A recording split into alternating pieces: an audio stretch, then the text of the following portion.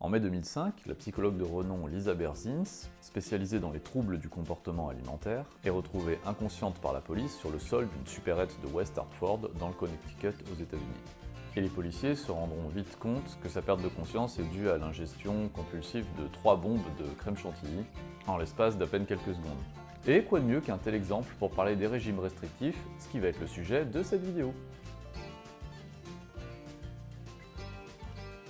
Bienvenue sur cette chaîne si vous me rejoignez aujourd'hui, je m'appelle Guillaume et je suis coach sportif et aujourd'hui on va parler des régimes, de pourquoi c'est si difficile à tenir et pourquoi, spoiler alert, je ne vous recommande pas de faire un régime mais on va voir ce qu'on peut faire à la place. Et pour ça, il faudra rester jusqu'à la fin de la vidéo.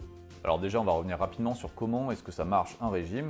Et bien les régimes de perte de poids, puisque c'est ceux qui nous intéressent, c'est ce dont on va parler aujourd'hui, ils fonctionnent un petit peu tous sur le même mode, c'est-à-dire que ce sont des régimes dits hypocaloriques. Concrètement, pour que ça marche, vous devez consommer moins de calories au cours de vos repas, au cours de vos journées, et vous entrez donc dans ce qu'on appelle le déficit calorique. Vous mangez donc moins et vous vous dépensez de la même manière, il n'y a rien qui change à ce niveau-là. Vous continuez à vivre votre vie de la même façon. Donc concrètement, vos entrées deviennent inférieures à vos sorties, et mécaniquement, vous allez donc perdre du poids. Et force est de constater qu'au début, ça marche bien, voire même plutôt bien, notamment durant les 3 premiers mois qui sont les moments où le corps va se mettre à brûler du coup plus de calories, et où on peut voir des résultats impressionnants, voire même très impressionnants. Et c'est d'ailleurs le principal argumentaire commercial que vous lisez, entendez et voyez un peu partout. Seulement, il y a un petit problème. En effet, je pense que vous connaissez déjà ce que je suis en train de vous raconter, parce que vous l'avez peut-être déjà vu sur certaines personnes, ou vous l'avez peut-être vécu vous-même. Malheureusement, passé un certain temps après l'adoption de ces régimes, il y a une reprise de poids qui se fait et qui concerne 95% des gens.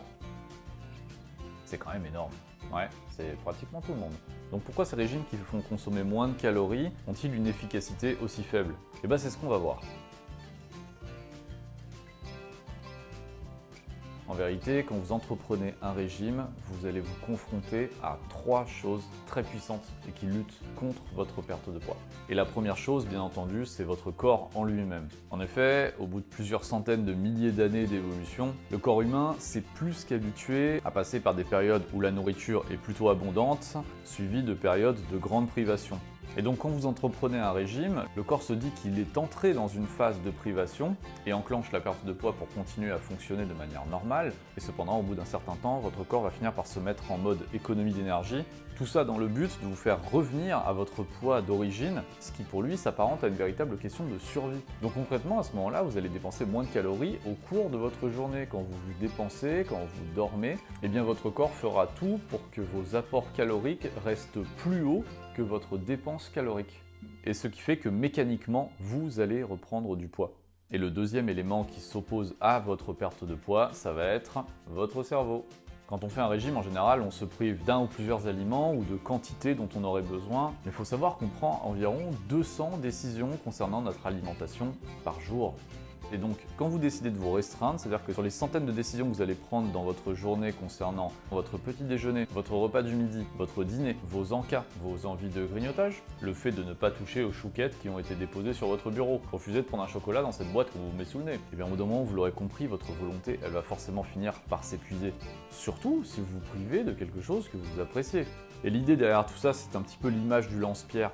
Plus vous allez vous priver et plus vous allez tirer sur l'élastique du lance-pierre jusqu'au bout d'un moment où l'élastique va être tellement tendu qu'il va devoir lâcher et vous pourriez vous aussi très bien vous retrouver à manger 3 bombes de crème chantilly. C'est pas ce qu'on vous souhaite, hein, attention.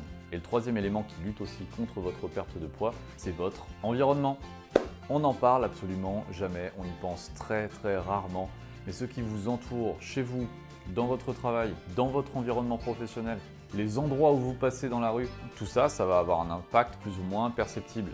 Par exemple, si quelqu'un a amené une grande boîte de chocolat à votre bureau et que quand vous vous déplacez dans les couloirs, vous passez forcément devant cette boîte de chocolat, alors la probabilité que vous alliez manger un ou plusieurs chocolats, elle est relativement élevée. En tout cas, elle est largement plus élevée que si vous n'aviez pas à passer devant cette boîte de chocolat.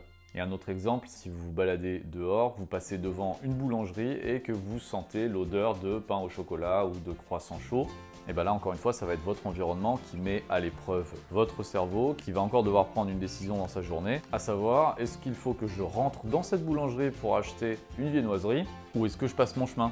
Mais alors finalement, qu'est-ce qu'on peut faire? Tu es en train de nous dire qu'on ne peut pas perdre de poids, c'est ça? Eh bien si, bien entendu. Et pour ça, on va avoir besoin d'un petit truc qui s'appelle la marge subliminale. La marche subliminale, c'est une méthode douce et sans contrainte qui est expliquée dans le livre Mindless Eating de Brian Wansink et qui dit qu'une petite quantité de nourriture en plus ou en moins par rapport à ce que l'on a l'habitude de manger, eh bien, influence une prise ou une perte de poids sans que notre corps ni notre cerveau n'en ait conscience. Prenons un petit exemple. Supposons que vous-même, vous puissiez manger 2000 calories par jour sans prendre ni perdre de poids pour autant.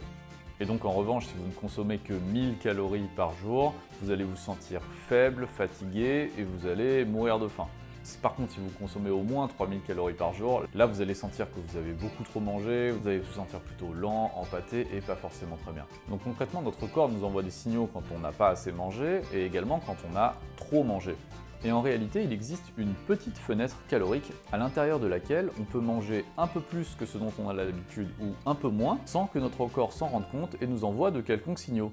Et donc concrètement, on ne peut pas faire la différence entre 1900 et 2000 calories mangées dans la journée, tout comme on ne peut pas faire la différence entre 2100 calories et 2000 calories. Sur une année, rester dans cette marge subliminale en plus ou en moins, ça peut avoir un effet de plus ou moins 5 kg. C'est ce que personnellement, moi, j'ai tendance à appeler le phénomène de calories clandestines. Parce que tant que vous restez dans cette marche subliminale, votre corps ne vous enverra aucun signal négatif et surtout aucun signal de manque. Et c'est ça qui est vraiment important. Et c'est ça qui va véritablement jouer sur votre perte de poids.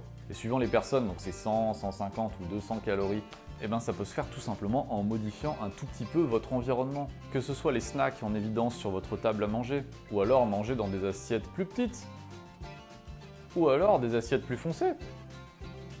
Et donc ces toutes petites modifications, elles vont avoir un impact positif.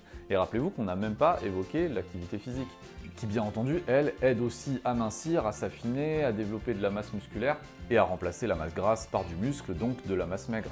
Donc en conclusion de cette vidéo, je peux vraiment que vous conseiller de ne pas faire de régime. Vous risquez de partir dans un effet yo-yo, peut-être de perdre un petit peu de poids au début, mais vous allez forcément le reprendre ensuite. À la place, soyez rusés, utilisez votre environnement pour diminuer un tout petit peu vos apports caloriques.